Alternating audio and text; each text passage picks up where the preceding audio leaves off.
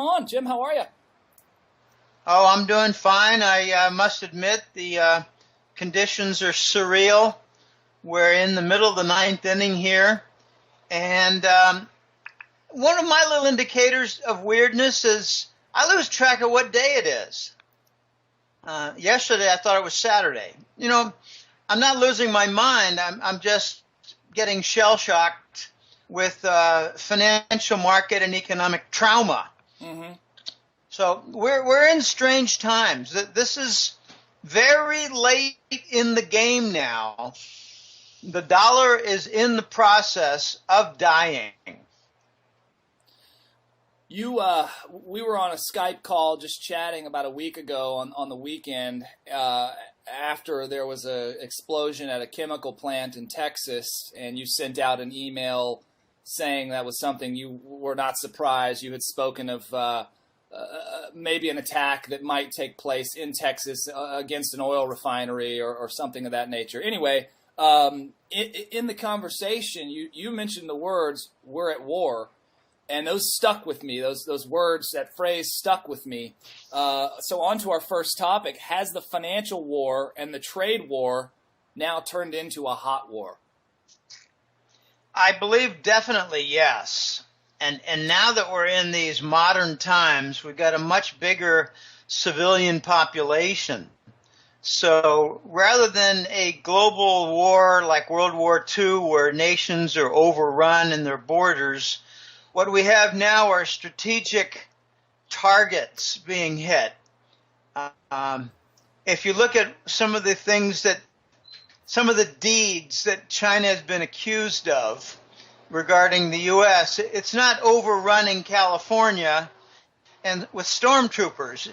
It's a disabled New York northeastern seaboard airline lockdown from computer failures. It's getting very interesting. And take a look at the big explosion a little over a week ago in Tianjin. That's going to be a household name. I never even knew about the city, Tianjin, okay? Or Tianjin, I don't know how they pronounce it, but it's probably the most strategic center in all of China, more than Shanghai ports. There was a huge explosion there, or a series of explosions. It looks like kind of a small nuclear bomb wasteland. And that's what the rumors are. We're going to slowly hear more evidence, but I think it was the site of a micro nuke. Mm-hmm. Now, what's so important about Tianjin? Well, it's got a gigantic port with something like 20 port facilities, kind of like, Long Beach, California. Long Beach has several port sites within the larger facility. Mm-hmm. Tianjin has about 21, I heard. Wow.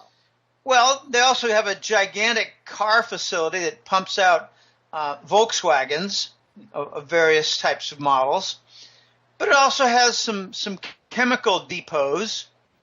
And nearby, I think it's only 2 kilometers away, is their most important information center supercomputer that ties in with their banking system, technology firms, military, and their space projects.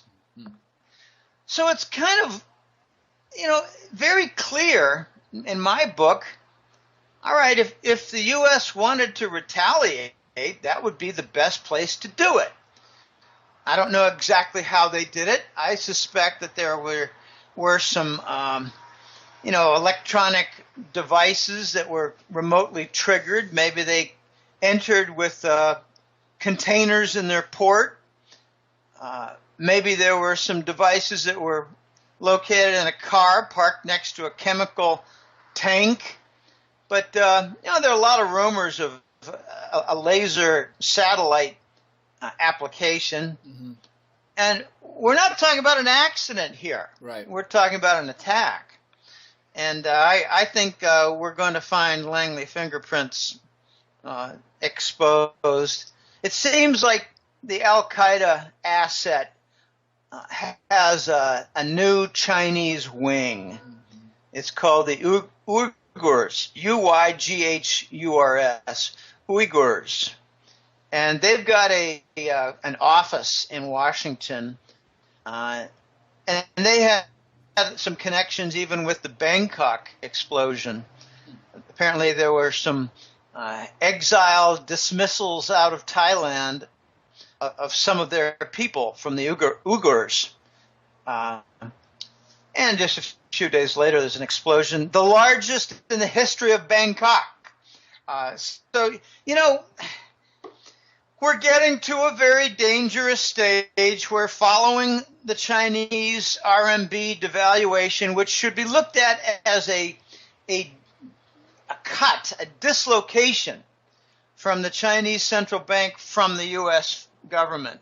They no longer have any tight connection that has existed for 15 years. Even after 2005, Will, there was it went from a tight link and peg, as they call it, to a looser one with a degree of variation permitted. They called it a ribbon. This is a range. Jim, this is so the currency peg? Yeah. So the Chinese yuan, the RMB versus the dollar, it was tight from 2000 to 2005, and it's been a little looser within a ribbon. They permitted movement over the course of days as long as it stayed within something like 1%. Well, now that's removed. And, people talk about this devaluation as, oh, what's a big deal? It's just 1.9%. Well, it is a big deal because people who say that are morons. You're removing the connection between the Chinese currency, the biggest industrial power in the world, with the United States, the biggest bond fraud center in the world. That's important. When you loosen that and remove that, what you're doing is you're inviting a currency war. We have a string of nations like India, Thailand, South Korea, Russia. They're all now scrambling around, devaluing their currencies. And when the Thai baht is devalued lower, the dollar is pushed higher.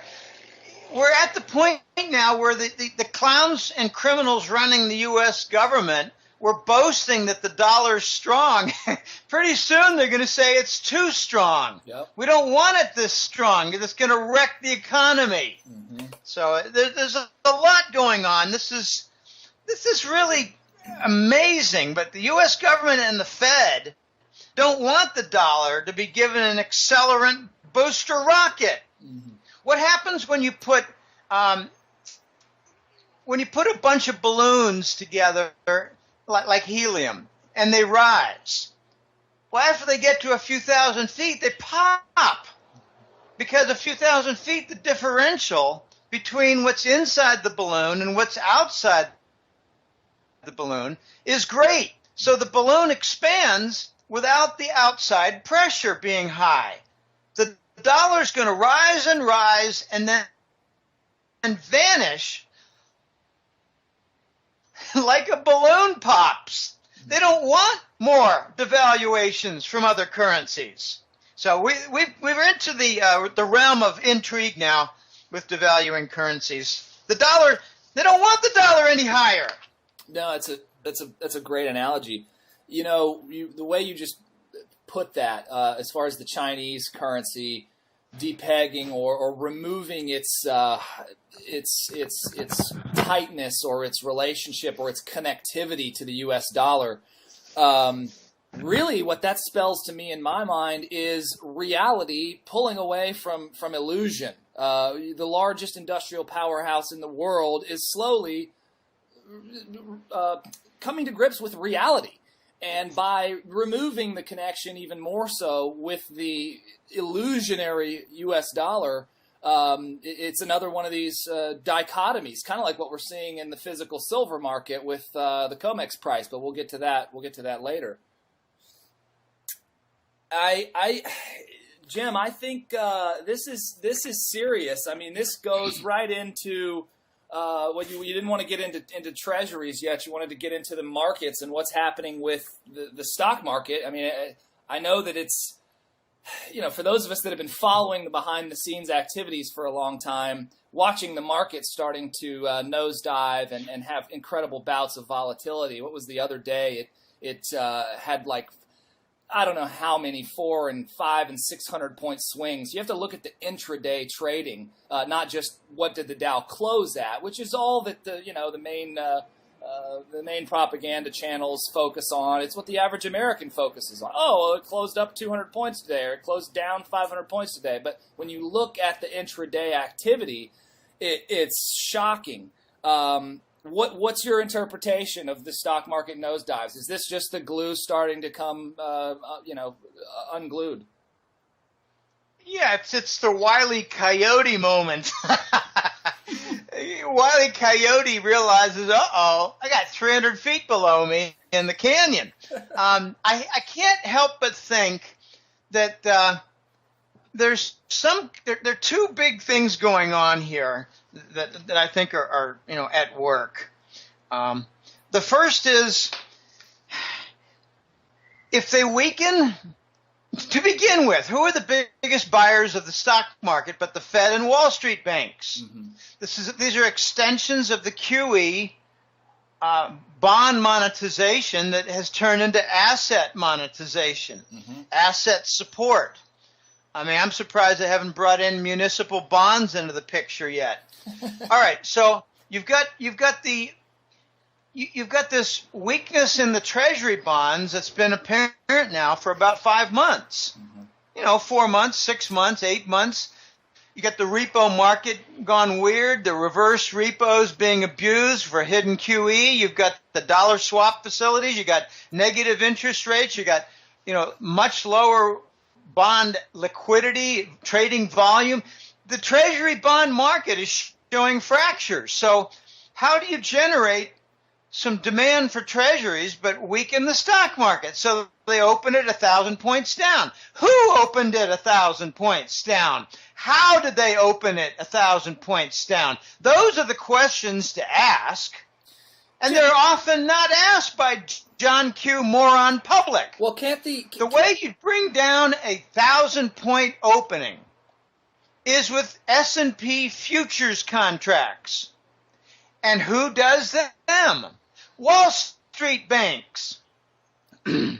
So my guess is that Wall Street put on enormous S&P shorts and futures option shorts, opened it up 1,000 points down, raked in a bunch of profits, and by raking them in, you saw the big recovery intraday, which CNBC falsely reports as, oh gosh, I guess there was an overreaction, so now people are grabbing at the bargain prices. No, it's Wall Street covering their shorts after they arranged 1,000 point drop. So why did they do that? I think they did it to generate some public U.S. Treasury bond support. This is, some very ugly stuff, but I like looking at something a little differently. I like looking at, well, gee, isn't the U.S. economy stuck in a depression? I mean, come on. What's the stock market doing so high anyway? Right. Oh, then I hear the argument, well, gosh, with low interest rates, it's always a precursor to a big recovery. And the longer you've had the 0% interest rates, the bigger and more powerful the recovery is going to be. Oh, really? Well, I think you've got a gear slip, and the CapEx, business investment, capital expenditure, I think that's going on by American corporations in foreign countries. So you've got the gear slip, transmission pulled off, and there's no recovery in the U.S. economy. In fact, if you take a really accurate look at what the inflation rate is in the U.S. economy, you see 8%, 9%, maybe even 10%. So when the U.S. stat monkeys in Washington do their inflation deflator for the nominal economic statistics, they reduce the nominal by 2% or 2.5% when they should reduce it by 8%. Mm-hmm. So their lie is 6%. And they're claiming you got 2% GDP growth. Well, try -4. Every single fucking year. Sorry about that. But you're talking about a -4, -5 recession every single year. Mm-hmm. What's the stock market rising for when the economy is cratered? When the consumer spending is cratered? When the money velocity is cratered? When business loan volume from banks has cratered? When the freight index has cratered? When the container shipping index has cratered? What's the stock market so high for? I think a 50 or 70% correction is about right. What do you think, Will? Well, we kind of discussed this, but looking at valuations, looking at PE ratios, looking at just market fundamentals, utilizing a lot of the same barometers that you just mentioned, the stock market's overvalued by at least double. But the Dow, that pretty little number up there, is like it's like the only thing that John Q. Public pays attention to. I mean, if the Dow is green and the Dow is going up, then everything's fine. I mean, the patient could be dying. I mean, the heart could have been removed, but as long as he's still standing and wearing his Dow Jones T-shirt, everything's fine. Well, there's also the mutual funds. I mean, I think a lot of John Q. Public does look at the mutual funds every month and how's my net worth doing with all the mutual fund packages that I've got. Then add on some bank CDs and gee, I'm doing okay.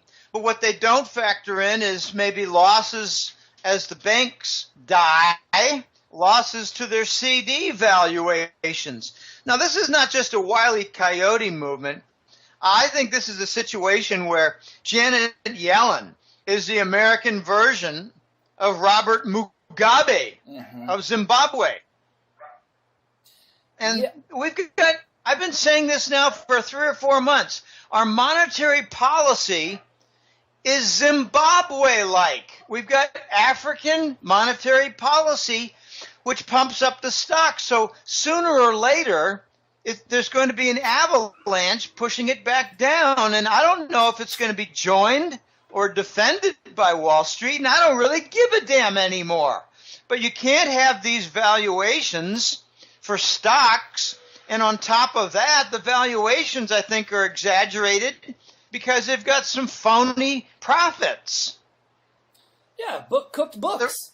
Bunch of cooked books all across the board. I started exposing 4 or 5 years ago, the credit default adjustment where corporate bonds were taking a positive addition into the earnings, offsetting losses, just because their bonds were selling lower on the yields. So let's take the profit from bonds that are 10 years old from issuance, and they were issued at 5%, and now they're trading at 2%.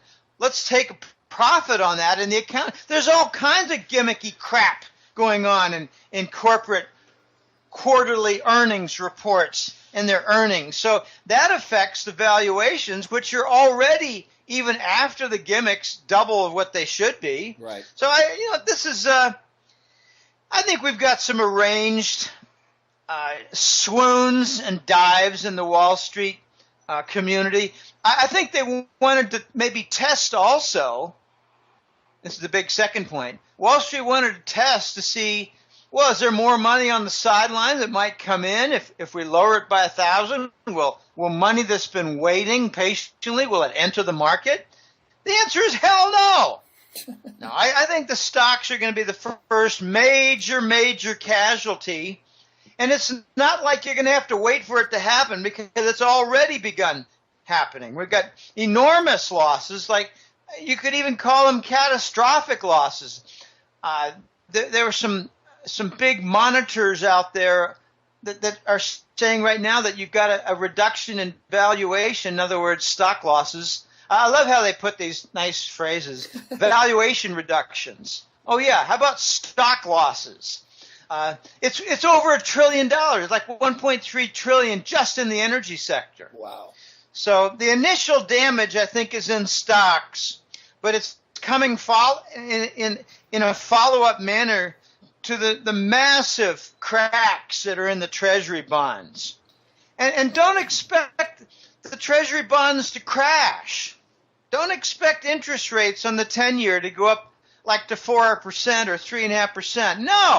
No, expect QE to rapidly ramp up on its volume. Right. And I think that's what we're starting to see. Well, that's a good segue, Jim, into the Holy Treasury subject. We got news, Zero Hedge posted a day or two ago, China dumped $100 billion, or is dumping $100 billion in treasuries per week. It's definitely heating up. You covered very well the the BLICs, the covert QE channels that came about, with the last tapering talk or whatever it was, and they just became the buyers of last resort. These Langley channels or these whatever Wall Street channels to just provide liquidity and to your point, you're not going to see the 10-year Treasury spike. You're going to see money come from Luxembourg or God knows where to fill all those orders to keep rates down. Oh, absolutely. Why should the Fed permit rates to go up and the flagship global reserve currency sovereign bond suffer deep damage when they could just print some more money, ship it over to Belgium or Luxembourg or Ireland or the Caymans or Switzerland and have them buy them as a proxy buyer at their central banks? No, you're not going to see massive damage to the Treasury bond. You're going to see its elimination. So what we've got here is, I think the beginning now, they're starting to call it QE4. But when we had QE3, do you remember my phrase of QE to infinity? Yeah. Yeah. Well, this is not a mathematical correct term, but I don't really give a crap. I'm calling this QE to infinity squared. We're ramping up the volume. Following with what's that? It's not real math, and you don't give a crap. We're following right in the footsteps of the people putting these statistics and numbers together. Yeah, I'm abusing a mathematical phrase. I passed this comment hours ago to my own colleagues, and one of the colleagues he's the other PhD in our group. He's an engineering PhD. Electronic engineering, and he wrote back and said, Jim, that's a bad term. What you really mean is e to the QE power, exponential QE. Yep. And I said, yeah, but when you're in the courtroom, do you talk about eigenvalues or an ill-conditioned dispersion matrix? No, you talk about the details that a jury can understand. Yep. So I'm going to call this travesty, QE to infinity squared. And if I get some critical mail from engineers and mathematicians, I don't care. No, okay, take a look at the pace. China simultaneously devalued their RMB and dumped $100 billion in treasuries in a single week. Ouch. Okay.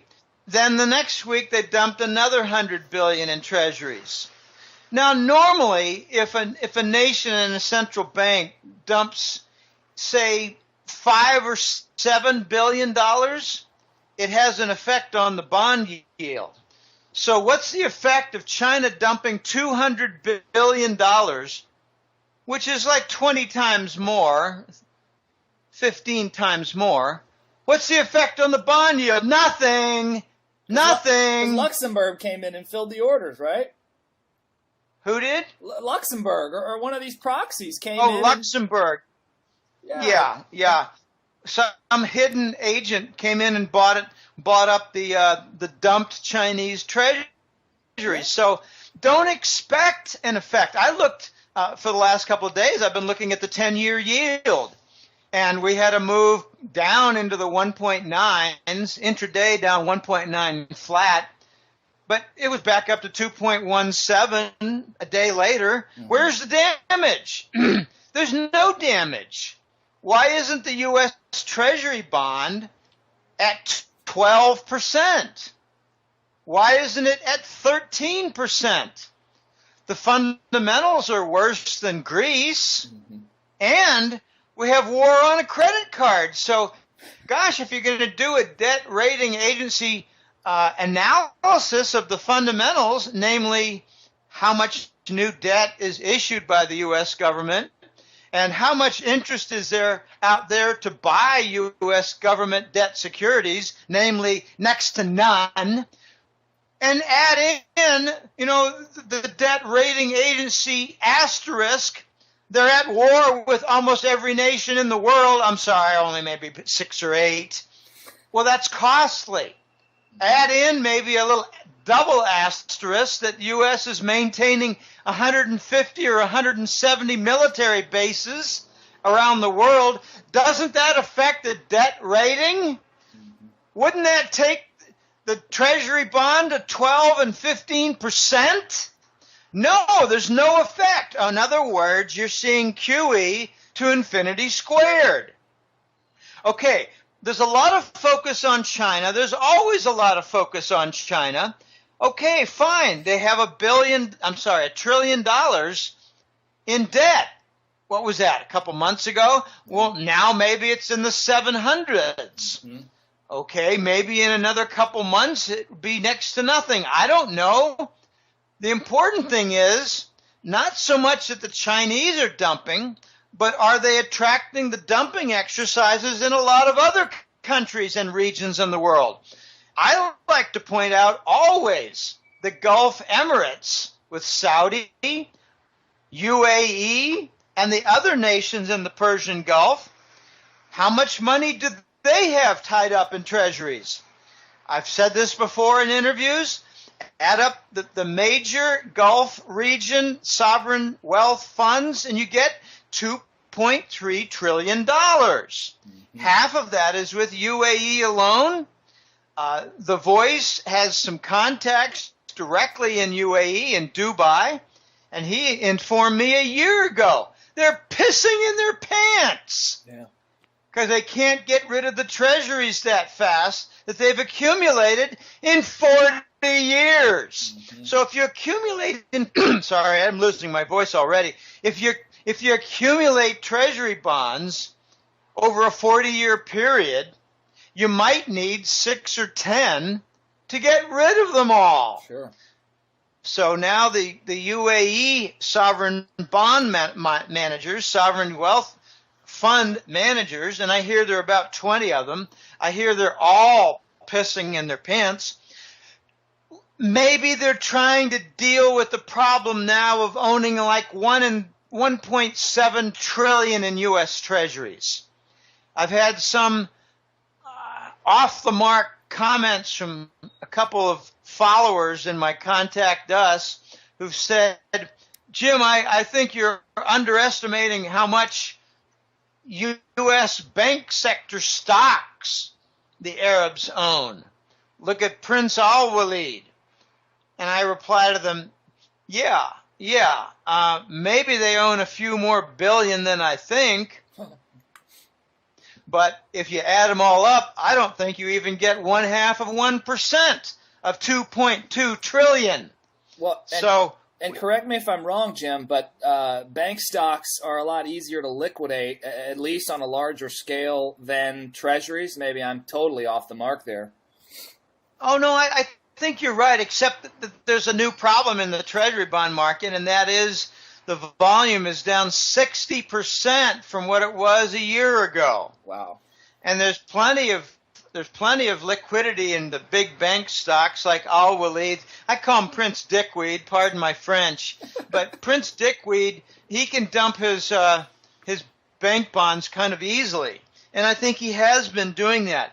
The lesson to take from this is that the QE has ruined the integrity of the Treasury bonds. Mm-hmm. And when you ruin integrity of a big structure, what you do is you force cracks.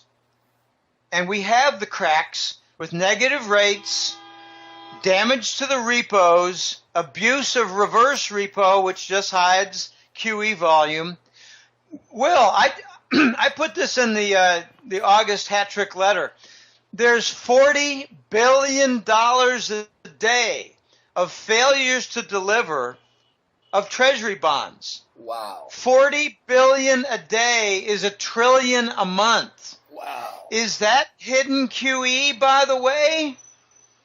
Yeah, so Jim, let's just elaborate that on for a moment, if you would, please. When you have a failure to deliver in one day of $40 billion, what does that mean exactly? Failure to deliver meaning someone has to, there was a failure to purchase, so we're having a U.S. counterpart print the money and basically QE and liquidate and purchase that position? No, I think you're focusing on legitimate purchasing, and you're missing the point of short sales. So a month ago, let's just say J.P. Morgan sold a bunch of Treasury bonds that they don't own. Mm-hmm. Naked shorting. Mm-hmm. And when you naked short, you must deliver on your collateral behind the short. Mm-hmm. They don't have it because they're naked short. Right. They're counterfeiting. It's a form of counterfeit. Wall Street banks and London banks, I believe right now, are taking in $40 billion a day. Wow. And not delivering on the security, which is what? Normally 3 days for stocks? What is it for bonds? 1, they're not delivering on what they sold, and I believe the Fed has a wink, wink, and a nod with the big Anglo-American banks, namely New York and London, where they can naked short all they want, and the Fed will provide them the cash on the naked sale, and they don't have to return the bond on a delivery, just like Barrick Gold didn't have to deliver the gold on the physical side in the 1990 decade with what they call the evergreen gold contracts. So we've got now evergreen turned into the Treasury bond complex with a hidden $1 trillion a month. I've been saying for the last several months, if you believe $40 billion a month is the Fed's QE volume, then you're off by a factor of 2. Even in the legitimate tables, bring in all the derivatives and you probably find a few $100 billion a month. Add in the abuse of reverse repo, add $1 trillion a month. Wow. So why are the Wall Street banks doing this criminal fraud, of course without any consequences? They don't go to jail, and they're not even being fined for this because they're not even being brought to the attention as a criminal deed for this. Why are they bringing up $1 trillion a month in free money from the Fed? I think it's to cover derivative failures. So petrodollars being dismantled, Will, as we've been talking about. And when those failures to delivery take place on a daily basis, what happens to the trade? It's just forgiven? It's just let go?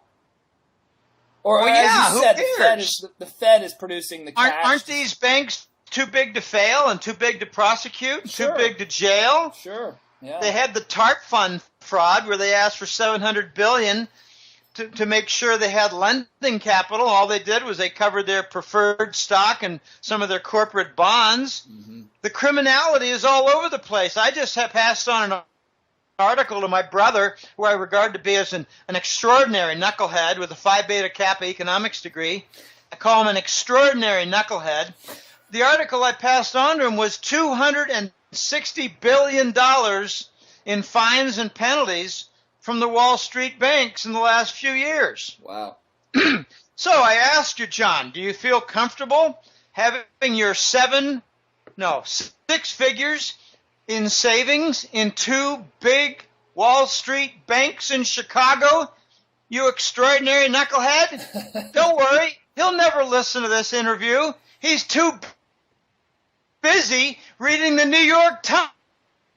Mm-hmm. My big joke with him now to jag his ass is, well, you won't find that in the New York Times, but you are well informed about gay marriage.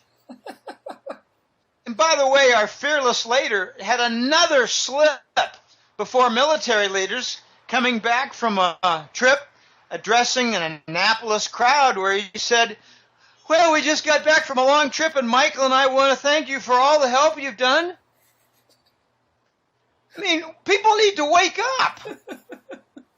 I mean, the White House residents are a gay couple. What part of this don't you understand, people? Hey, we're supposed to be talking about treasuries here.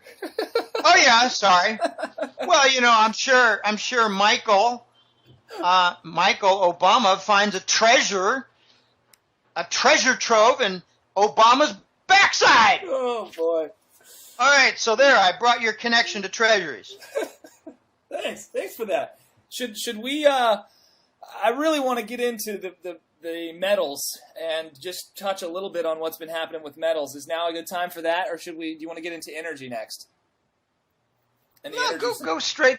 Go to metals. That's item 1. We're good. Go ahead. Well, so this has been something incredibly telling. What's taken place in the physical metals market, mainly silver, in the last, since the early July mention of the suspension of sales by the U.S. Mint, the suspension of sales on Silver Eagles, which has happened. I mean, it probably happens every year. I've been in the metals business now for 5+ years, and there's, this type of thing happens. There's a supply side tightness. The U.S. Mint announces a suspension of sales. Premiums jump. Typically, it trickles into other products, 1-ounce rounds and 100-ounce bars and other such. And then it calms down after a couple weeks. Well, it didn't calm down this time. Now we're entering what seems to be the beginning stages of a market collapse. And if you go back and look at every single market collapse or financial collapse, everything sells off. Commodities sell off on the paper price we're talking about. So your COMEX spot price for gold and silver are selling off. They're still dropping. I don't know what they're doing this morning. But yesterday, silver kissed below $14 for the first time in 6 years. During the same day when you can't even get physical products. I mean, it's extremely tight right now in physical silver. Yesterday I was able to put together a deal with a few thousand ounces of 100-ounce bars, and I had to scrape together, and this was through major wholesalers. So as a person who deals in 5- and 6-figure metals transactions on a daily basis, what I've seen since in the last, 6, 7, 8 weeks now has been unbelievable. Premiums have not come down. In fact, they've trickled into other products, and now all products on the silver side are delayed. Now, you can probably find a dealer who's got a monster box of Eagles he'll sell you or whatever that are on the shelf. But the point is, if you're dealing in 5- and 6-figure transactions in physical silver right now, you are very hard-pressed to get anything live. You're waiting 2 to 8 weeks. And what I'm starting to see already happen, Jim, in this retail side, and we're a larger retail, we're doing people's IRAs, and then they're rolling it over and taking the whole chunk as metals that they get delivered to their house. So we're not doing one and two coin, retail sales. But what we're already seeing happen is accounts that would have gone into silver are now going to go into gold. So by default, I think we're going to see, I don't know what the physical, especially on the supply side, on the larger numbers, you'll be more tuned in there on the gold side. But we're already seeing 5- and 6-figure purchasers that would have been going into silver say, nope, imagine you're a buyer, you're a metals buyer, and you have been for 5 years. You learn about this IRA LLC where you can take your entire retirement account, buy gold or silver with it, and put it under your mattress. You've got gold and silver at home. You'd like to put the $120,000 into all silver that's in your IRA, but at this point you can't get it and you don't want to wait 6 weeks. So you buy gold for delivery, tomorrow. That's starting to happen, and it's what we've seen has been unprecedented. I told my wife the other day, I think this is it in the physical silver market. What we are going to see, if we are truly entering a financial collapse, a market collapse right now, and we see spot gold and silver prices continue to trickle down, silver's going to dry up. The physical silver market, this is it. I don't know if orders that you're putting in the coming weeks and waiting 6 weeks are going to be filled.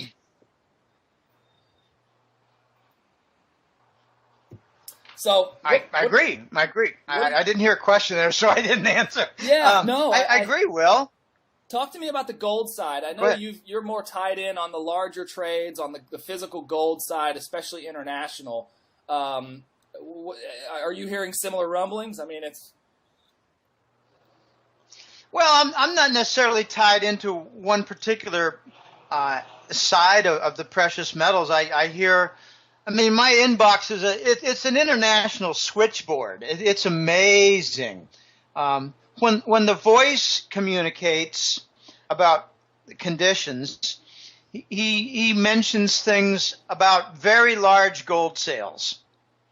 And he says that we're in the 20 to 35%, right in there, 20, 25, 30, 35% premium for very large gold purchases. Mm-hmm. You're talking about $300 and $400 premiums. Yeah. All right. And I've gotten, in the last few weeks, I've gotten maybe about 5 or 6 emails from clients about attendance at coin shows where there's nothing in the silver coins. Nothing. So now you're starting to hear additional stories, like a client passed this on to me only a few days ago. Oh, no, this is from SG report. He had a long list of stress factors involved in gold and silver, and this is one. The third largest U.S. wholesaler distributor of silver with 21 warehouses is all cleaned out. And people tell me, gosh, I don't want to invest in silver. It's just going down. And I said, yeah, it's going down, but not as fast as your IQ. Well, you don't look at the price and think you understand the market. I say to these morons, are you aware about things like price being determined by supply and demand equilibrium? And he goes, well, no, not really. I said, okay, why don't you just go over there and have another beer?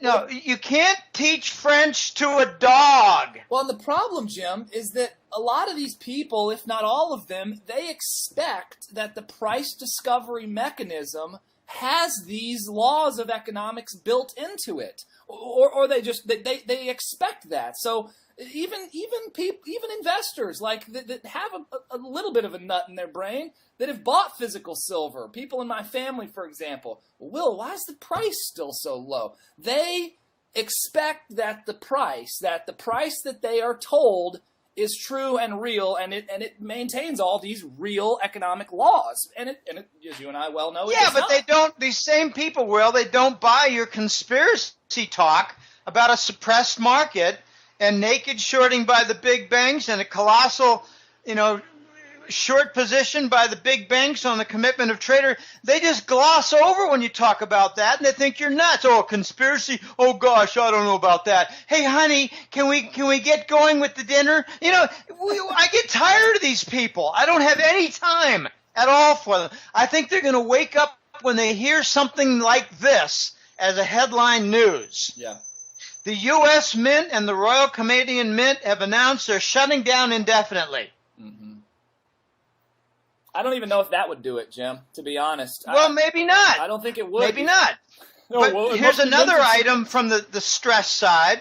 Johnson Matthey and Engelhard are no offer on the 100-ounce silver bars. Yeah. I tell clients who ask me, should I buy more silver than gold? I've got some available money. Should I buy a bunch of of precious metals, and I say, yeah, buy as much as you can, if you can find any. Yeah. So when you interrupt the dynamics of supply and demand, what you do with the price suppression is you eliminate supply, and you end up with shortages. And then you get the other morons coming out with their propaganda from the U.S. government and Wall Street saying, there's just not enough gold. You can't have a gold standard to cover currency in the world because there's not enough gold out there, Jim. What are you talking about? You're just so impractical. And I say, how about if you multiply the gold price by 10 and you're at 12,000? You think there's enough now? Yeah. And by the way, are you aware, you stinking moron, that they've increased the money supply by almost that much since the turn of the millennium? Or were you asleep for the last 15 years? Oh, no, I don't really follow the things like the money supply. I said, you're probably not following the money velocity either, which is down over 40% since they started the QE stimulus. Yeah. So do you think it's stimulus, you moron?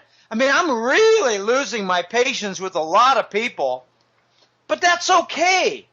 We're in the climax, and they're starting to wake up. Yeah. No, you're seeing premiums really shoot up. And are people aware that the U.S. Mint is not legally permitted to suspend operations? Right. They're not permitted to stop purchasing the silver that are required for stamping out silver coins, the silver eagles. They must supply, which means they're breaking the law and not bidding up silver. Right. Which would put them in an oppositional, confrontational position with respect to the Wall Street banks that control the U.S. government. Right. Well, now, we're seeing a lot of demand, Will, and it's exciting. The Germans now have 1/4 of the U.S. population, but they have twice the gold demand of the United States. Wow. That's an exciting little statistic. And not only that, but the East, which includes China, the East has twice the gold demand as all the West. And now you're seeing finally some effect from the Shanghai gold market. They're tapping 73, tons, 73,000, wait a minute, I'm sorry. Let me get my unit straight. Shanghai is tapping 73 tons of gold per week. Wow. Wow. They've been over 50 tons a week for quite a while. These are imports. I produced a chart. That's the gold demand to Shanghai. Just the demand. And wow. given that the country doesn't produce anywhere near that, right, they're importing. Yeah. Now, I don't know where they're importing from. For all I know, London has not been drained. For all I know, the Bank for International Settlements, the big Basel central bank of central banks, that's where all the Nazi gold was hidden. Mm-hmm. They're probably supplying Shanghai with some, so they don't have a default. Right. So there's a lot of hidden supply out there. It's just not showing up at the U.S. coin shows. Well, now, India even has a 61% increase in April and May for their gold demand versus last year's April and May. Mm-hmm. Now, we're seeing the dollar trinity die here, a horrible death. It's the Fed, Wall Street, and U.S. Treasury, Department of Treasury.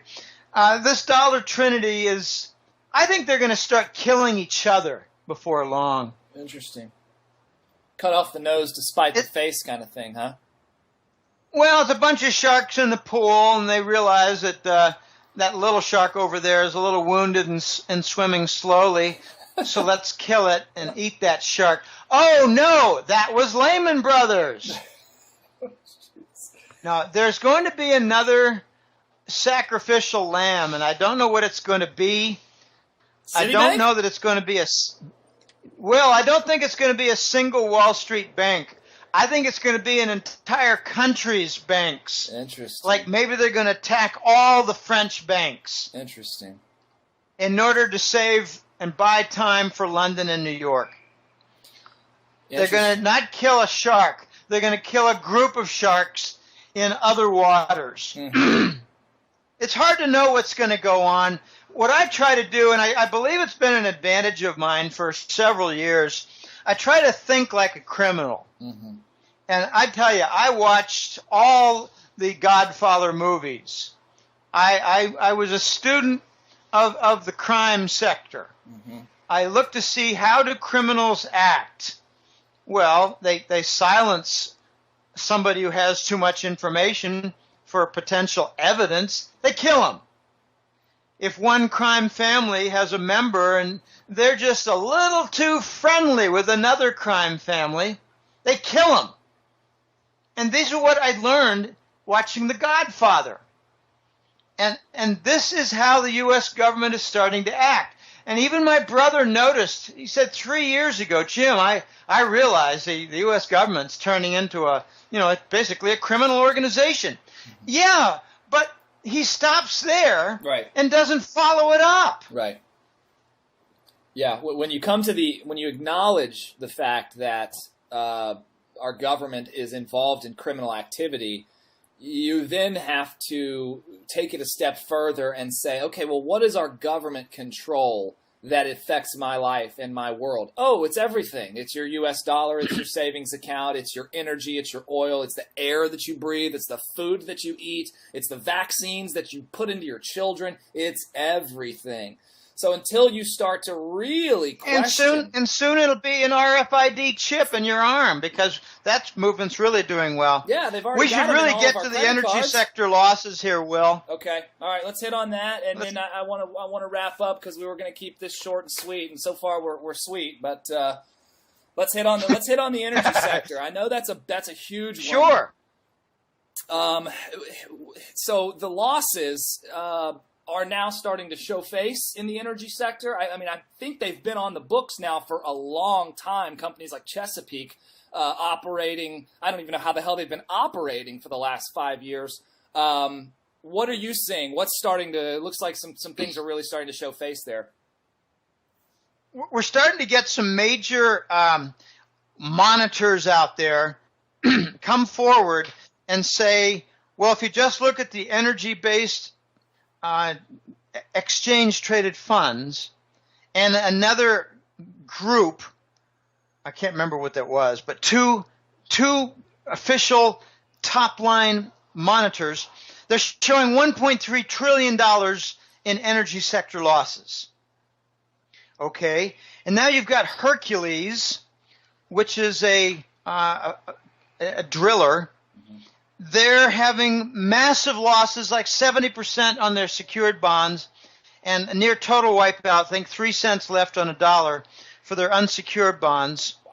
And they're entering now into bankruptcy. And one of the debt rating agencies, I think it was Moody's, but I can't remember exactly. One of the rating agencies called Hercules their signal. Their signal for the whole sector to go bust. You had one of the debt, Fitch. Fitch just announced that in the first half of 2015, 57% of the defaults were in energy, metals, and mining. Wow. Fitch mentioned that the bankruptcy rate is now double to triple the norm.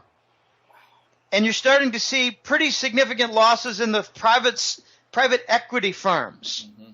They're making really excruciating decisions of putting more money into failed investments so they don't go bankrupt on, things like the debt service payments. They don't want to have covenant violations with the banks. Those are just guidelines regarding payback on loans. So these private equity firms are putting in more money, so putting in good money after bad. Right. And what they're doing is they're guaranteeing even larger losses later. So we're seeing here the dismantling of the petrodollar. and it's starting to show now with gigantic, catastrophic losses. You don't have trillion-dollar losses in a sector without affecting the whole system.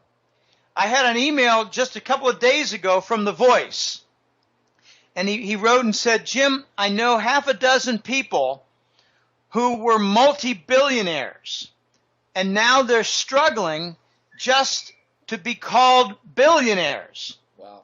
In other words, they might have had $6 billion before, and now they're struggling to hold on to one. Mm-hmm.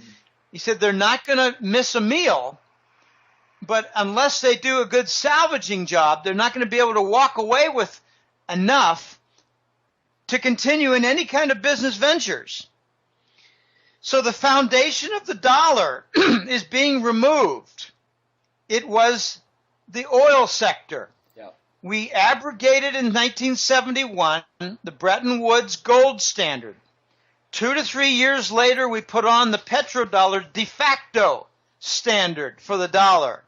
It is being removed in earnest now, and I think we're going to see pretty soon the Saudis announce, well, you know, we're seeing a lot of legitimacy and liquidity, two important words, for the Chinese currency, so we're going to begin accepting RMB for oil shipments. And by the way, we've already been accepting RMB shipments for the last 3 months. I think you're going to hear that real soon from the Gulf region, major oil producers. More losses have been seen from big managed pension funds like CalPERS. Mm-hmm. It seems like CalPERS is involved in every major bust. They had a lot of losses in the subprime mortgage bond sector. Now they're going to have some major losses in the energy marginal sector, namely the shale industry. It's not going to be just shale. And, you know, people have said to me, but Jim, isn't all this hedged? Aren't these major energy firms hedged? Well, yeah. So who's on the other side as a counterparty guarantor of an energy hedge? It's the Wall Street banks. So guess what's going to happen in the next few months? The Wall Street banks are going to die from the energy losses and the hedging that they've done as derivatives for the large energy firms and the investors for the marginal energy sector, namely fracking and shale. Or Jim, this is a death knell for Wall Street banks, Will. To your point, Jim, maybe they conveniently offset all of those current holdings to some French banks or whatever, and they become the scapegoat. Is that possible? No, I think what you're seeing in the last few years is a concentration of these derivatives with the Wall Street banks. Mm-hmm. It's all kinds of derivatives.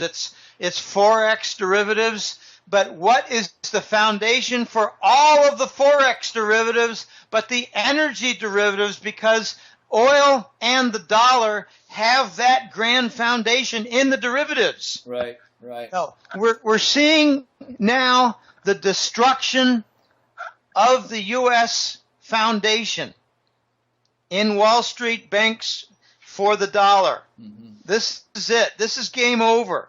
The counterparty risk is going to become quite clear in the next several months.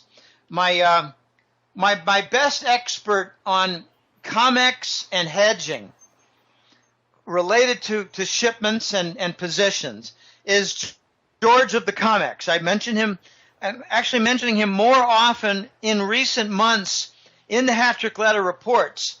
And he just sent me a message a couple days ago.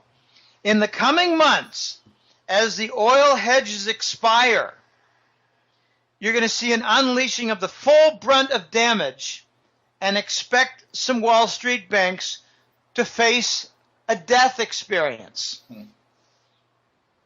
Okay, as time passes and the oil price remains near 50, you're going to have expiration of the hedges and death experiences for the financial firms and the energy firms and the big investors who have the wherewithal to do hedging, they're going to die. And there's a very interesting phenomenon happening recently, and that is some big players have removed their energy hedges, and they're facing very sudden death because they removed their protection. They made a bet, Will, that the energy price is going to rebound in the second half of the year, like up to $80, and it's not. So they're going to die for a bad decision of taking a short-term profit, showing a quarterly profit, and removing the protection. They're going to be forced to sell, for instance, their oil output at way lower than their cost structure. Gotcha. And they're going to go bankrupt. Interesting. Wow. Very interesting. So did Wall Street banks maybe convince a couple of big players to take their hedges off? Wow. Sure. We're getting into very serious trillion-dollar intrigue now. I've thought for the longest time there are no billion-dollar accidents and coincidences.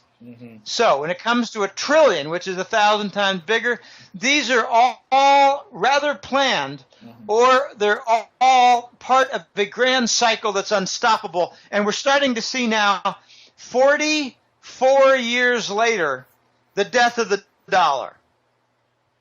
And I keep repeating it, and I got to say something, Will. Permit me to go on just a little bit here in closing remarks, but sure. The hate mails continue, and about half of them are on one particular theme. You're wrong about the dollar. The dollar's not crashing like you said it would. I didn't say that. I said it would rise, then vanish. The dollar's not going down. The dollar is not weak. It's stronger. You're dead wrong. You're leading your investors down the wrong path. You're an idiot. You're a shill. Blah, blah, blah. No, what's happening is the dollar is rising, and it's accelerating in its rise because of the Chinese RMB devaluation, which is joined by other nations. So the dollar's rise, you're going to hear very soon. The Treasury Secretary, who is it? I have trouble even remembering who it is because the figure's so insignificant. Oh, yeah, it's Jacob Lew, who doesn't have a recognizable, legible signature. Yes, that fits. The U.S. government signing off on the money with an illegible signature. No, you're going to hear the U.S. government, maybe with its little miniature mouthpiece in Jacob Lew, complain that the dollar rise has become a problem. And, I don't really care about hate mail.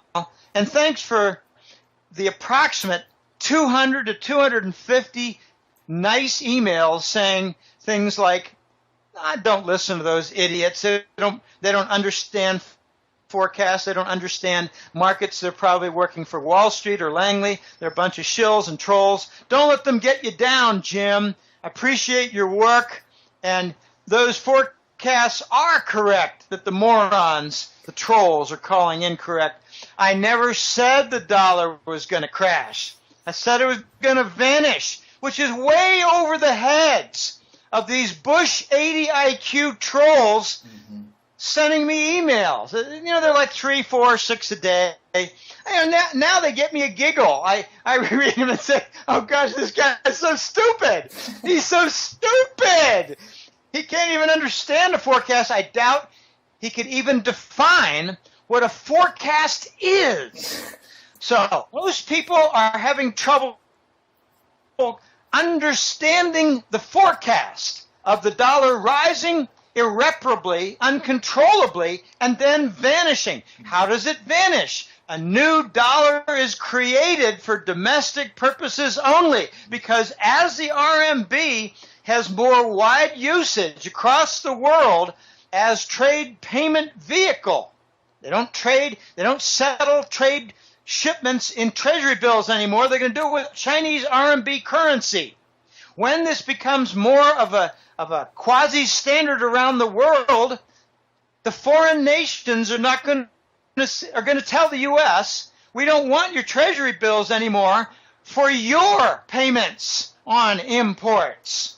And that's when the U.S. government has to come up with a new currency to guarantee import supply. Mm-hmm. That is how the dollar vanishes. A new dollar comes in and gets treated kind of like the Venezuelan bolivar. Interesting. With a sequence of devaluations. Interesting, Jim. So therein lies the Scheist dollar. So that'll be a domestically used. So for folks that have the question, okay, I have this market-based annuity with a huge life insurance company that's been around since before the Great Depression, and for them to go out of business and not pay me my annuity income stream in retirement would be like the world burning. I mean, the whole place would be on fire. And I say, well, that just might happen. But nonetheless, do you think, is it your contention that those annuities will pay? It'll just be a vastly depreciated Scheist dollar. I think they will continue to pay. I don't think they're going to adjust upward with the devaluation of the new dollar. I think they're going to remain in the new currency, and that's how maybe some of these pension funds have a little bit of a lift. Right. Their obligations are going to go down because the amount they have to pay out just got reduced. Yep. I wonder if there are going to be any hedges out there available of old dollar versus new dollar, so some of these big banks and financial firms can protect themselves from an instant death experience. Wow, of course. Interesting. Well, when those instruments are available, let me know, because I'd certainly like to throw a couple $1,000 in the game. I don't think that you have the right pedigree. You may not have the right ethnic background, and I don't think you have an office in South Manhattan. So I think you strike out on all three. Very good. Very good. But that's okay. That's okay. If you go down, they don't mind. No, there are going to be a lot of people who survive this, and they're going to be resented by those who get wiped out. Mm-hmm. Oh, gosh, I mean, you bet against the dollar and you won, but, you ain't no patriot. You're no friend of mine. And I'll say to them, I don't care. Why don't you go to that corner and continue begging for your lunch? You can support a flag or an ideal all you want, my friend, but when that ideal is co-opted and is corrupted and is stolen by criminals, are you still going to wave the flag? Now, the flag might still mean something to you, and in my heart it does, but it actually means fighting away from tyranny and oppression and creating what was created here a couple hundred years ago, which has now been stolen. So the idea to say that I'm not a patriot because I'm telling people to get out of the dollar or helping people get out of the dollar, helping people save their finances from ruin, at least from what the cards seem to be, it doesn't mean I'm un-American. It just means that America is not what it used to be, and you can't see that because you're brainwashed, because you're not aware of the criminal element. Go vote for Hillary, Go vote for Hillary. Yeah. Well, when people tell me I'm not patriotic, I say, well, no, I think the one who's not patriotic is you, because you allowed the Constitution to be abrogated with the Patriot Act, which, by the way, is 90% in common with the Nazi Gestapo manifesto from Nazi Germany. Wow. What?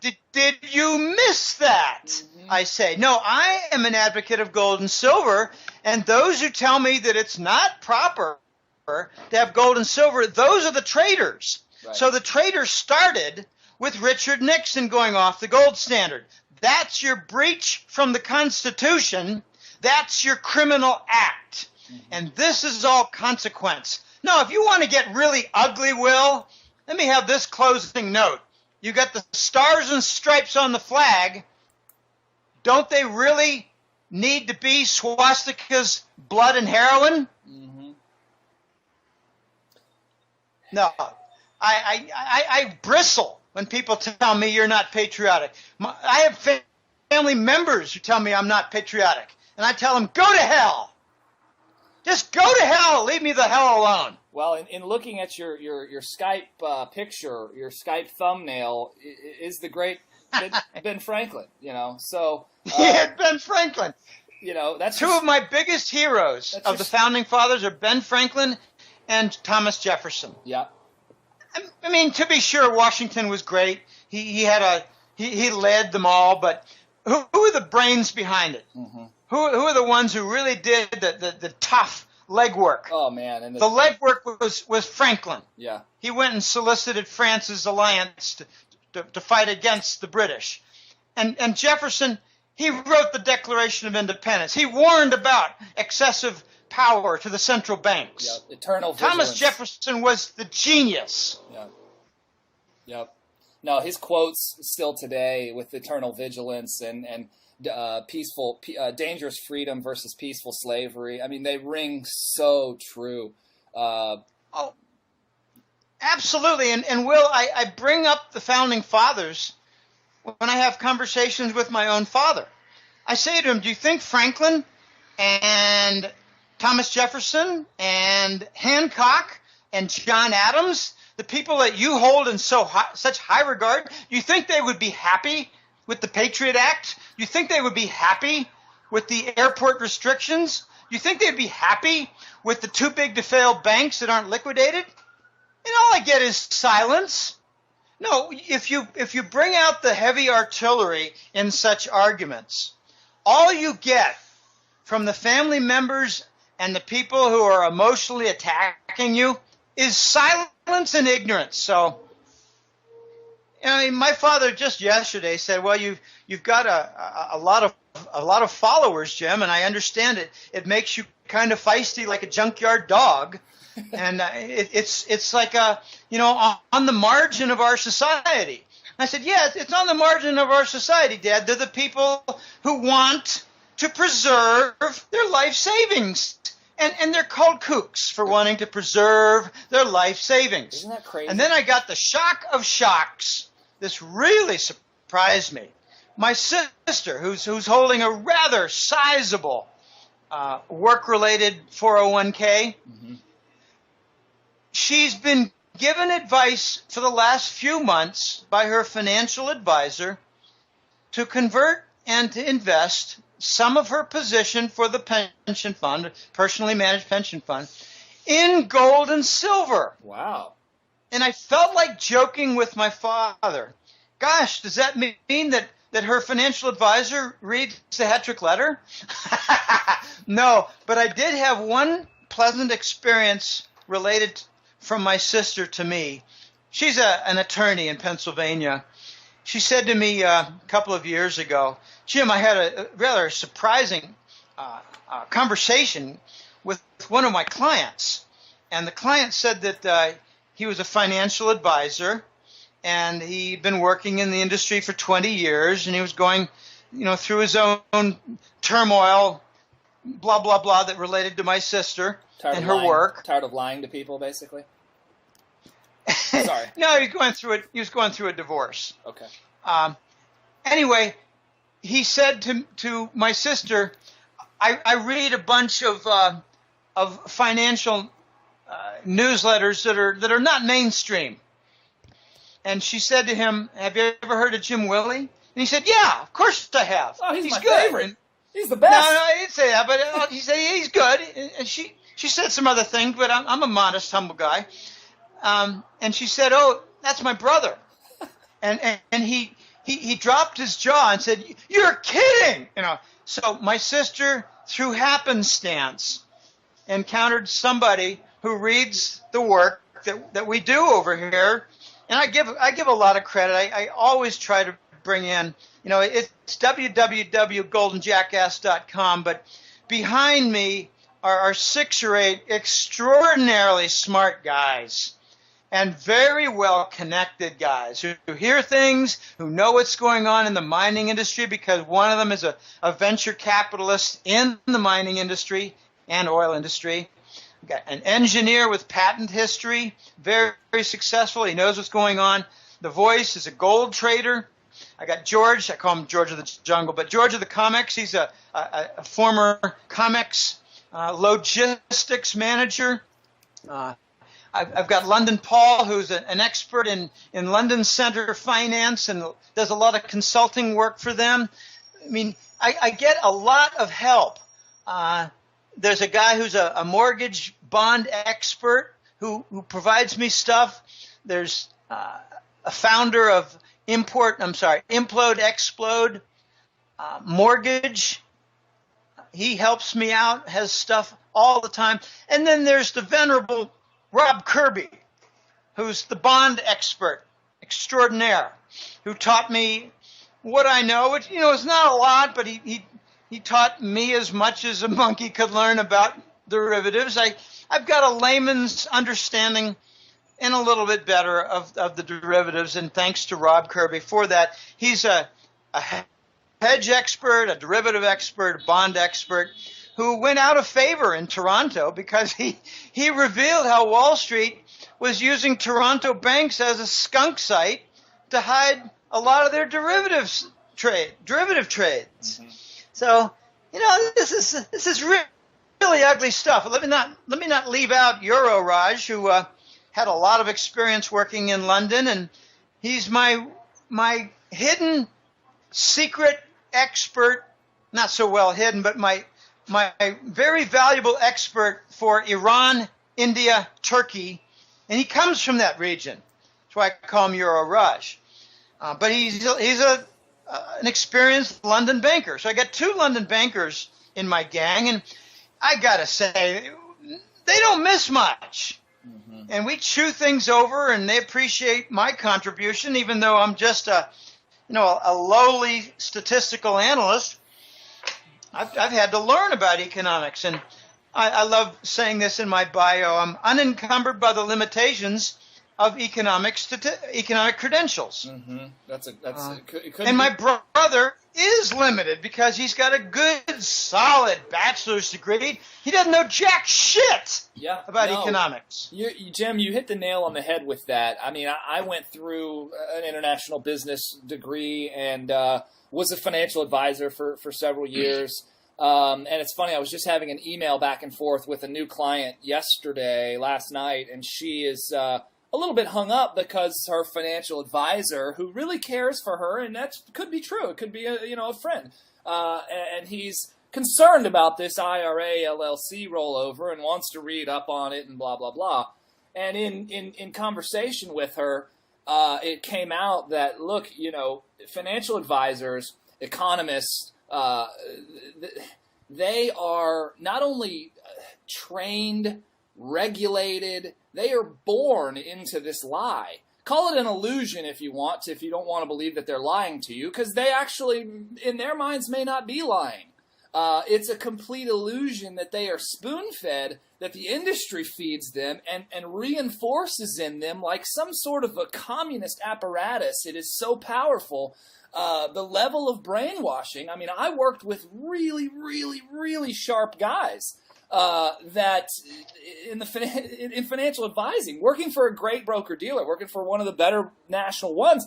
And these were brilliant people that...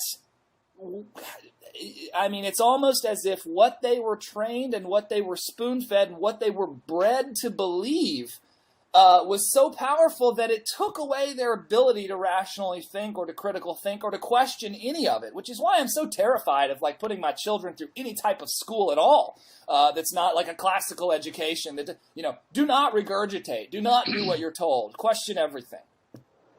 No, you could privately teach them economics and make sure they don't take a single class past introductory microeconomics and introductory macroeconomics. I don't regard the financial community as brainwashed. I can consider them to be badly taught and suffer from extensive negative conditional training. They've got bad learning. I mean, if you're taught all the way from day one, gold doesn't really do anything for you. You don't spend it. You can't use it. Doesn't earn an interest rate. I mean, all you do is you look at it, and you shine it and show your kids your nice collection. And well, now the market is so messed up that a new phenomenon has taken place where the most recent minted coins, like say from year 2005, 6, 7, they're starting to trade like collector items. Mm-hmm.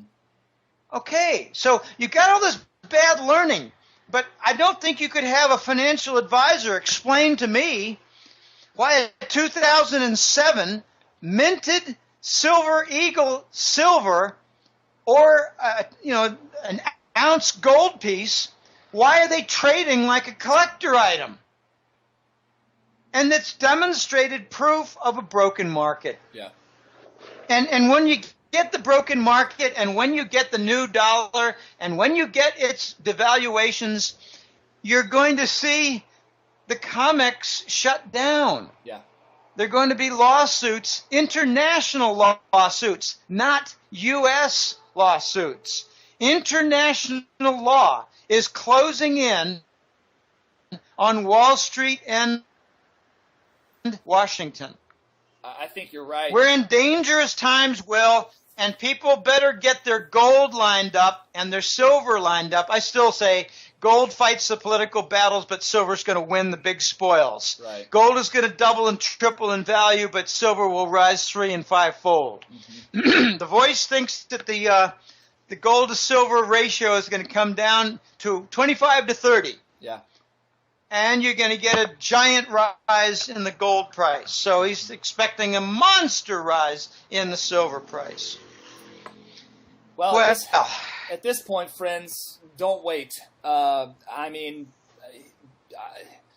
wait. Get your hands on the physical stuff and get it now, because silver, as we discussed, is already getting problematic, and I don't think it's going to change. I don't think you're going to see what we've seen. Anyway, not to go back into that, but I think that's it on the silver side. Get it while you can. Check out Jim's incredible work and his team that he mentioned that goes much deeper than the names he even mentioned. The folks that contribute to what he contributes on the Hat Trick letter every month. Again, that's found at thegoldenjackass.com. We'll, of course, have links. Anything else you want to add, my good friend? No, it's not just my colleagues I like to thank and have a lot of gratitude for. I've got 5 or 6 or 8 what I call news hounds. Mm-hmm. It's Matt, Don, Jill, George, Nesto. They just send me stuff. Some of them send stuff every day. Others send really juicy things like once a week. It just makes my inbox rich. Yeah. It's a farmed out research function. So this is not just a PhD stat rat spouting off stuff. This is a switchboard. This is a grand central station of alternative and valuable information and opinions that I put into it. For a while there was one monthly report, but now when the climax comes, I let the volume dictate whether there's 1 or 2 reports. Right. Sometimes I think, well, this will be kind of a light month. There's not a whole lot happening. Well, gosh, you have the devaluation of the RMB, Tianjin, damage fallout from the energy sector, and a lot of other things. It's 2 reports now, and I don't mind that. I just need to get my solid rest, and I do. I'm pretty much an expert in rest and relaxation. I don't meditate. What I do is I just lie down with an old math or statistics textbook, and I read about the derivation of exponential or logarithm, and then I just take a nap. No, I'm a weird guy. I look at my old math and statistics textbooks, and I have some favorite problems that I bring on, and I just keep a little file in a folder, both printed and electronic. I send them out like a proof of the Pythagorean theorem. Hypotenuse C squared equals A squared plus B squared. If someone wants that, send me a contact us message and I'll send them the proof. It's simple. It's like 5 lines. But longer and more difficult. This was fun. This is fun for me. I'm a strange guy. I love my math. But the the law of cosines. Well, what if the angle's not 90 degrees? It's not c squared equals a squared plus b squared anymore. You have to subtract 2ab cosine of the angle. And if it's 90 degrees, the cosine goes away because it's 0, and you got the Pythagorean theorem. I mean, I've got a proof of that. So these are the things I do in my spare time to get away from finance economics. It's going back to mommy's breast. Mother Nature, math, statistics. Yep. Well. Okay. All right. Well, hey, look, it's a pleasure being on, and sorry about my lost voice. I was yelling a couple of days ago, and I guess I'm not entirely better.